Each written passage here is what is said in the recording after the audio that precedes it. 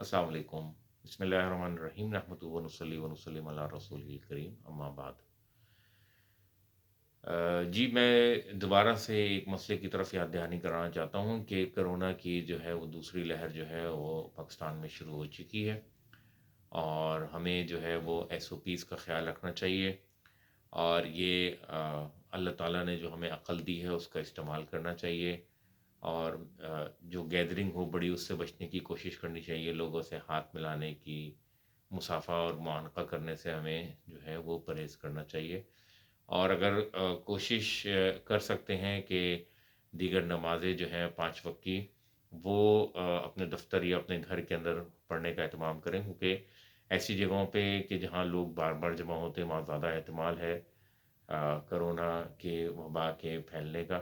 تو آپ اگر نماز پڑھنے جا رہے ہیں اور واپس آ رہے ہیں تو آپ اپنے دفتر میں لوگوں کو غیر محفوظ کر رہے ہیں، تو کوشش کیجئے کہ کوئی ایسا عمل نہ کیجئے جس سے آپ کی جان کو خطرہ ہو، یا آپ کے ساتھ رہنے والے یا آپ کے کلیگز جو ہیں یا آپ کے گھر والے جو ہیں ان کی جان کو خطرہ ہو۔ تو احتیاط کیجئے اس معاملے کے اندر۔ جمعے کی نماز کے بارے میں بھی یہی ہے، چونکہ وہاں پہ بڑی گیدرنگ ہوتی ہے، اور کوشش کریں کہ اس کی جگہ ظہر کی نماز جو ہے وہ پڑھ لیں، یا اگر مسجد جا رہے ہیں تو ماسک لگا کے جائیں، اور مسجد میں اگر فاصلے سے کھڑے ہوئے ہیں 6 فٹ کے فاصلے سے تو صحیح ہے، ورنہ عام طور پہ جو ہے وہ مساجد میں جو ہے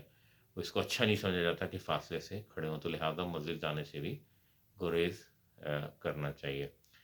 تو اللہ تعالیٰ نے ہمیں عقل دی ہے، اور جہاں جان کا خطرہ پیدا ہو وہاں سے جو ہے نا ہمیں احتیاط کرنی چاہیے۔ نبی کریم صلی اللہ علیہ وسلم نے بھی جب مکے میں آپ کی جان کے لیے خطرہ پیدا ہو گیا تھا تو آپ نے مدینہ منورہ کی طرف جو ہے وہ ہجرت کی۔ تو اپنے آپ کو محفوظ بنانا یہ توکل کے اور تقوی کے خلاف نہیں ہے، لہٰذا احتیاط کیجیے اپنے اور اپنے پیاروں کی جانوں کا، اور اپنے آپ کو کسی پر جو ہے وہ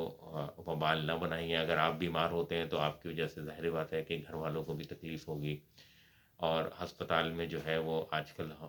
کافی بڑا بل بن جاتا ہے، تو لہٰذا کوشش کیجیے کہ کچھ دنوں کی بات ہے،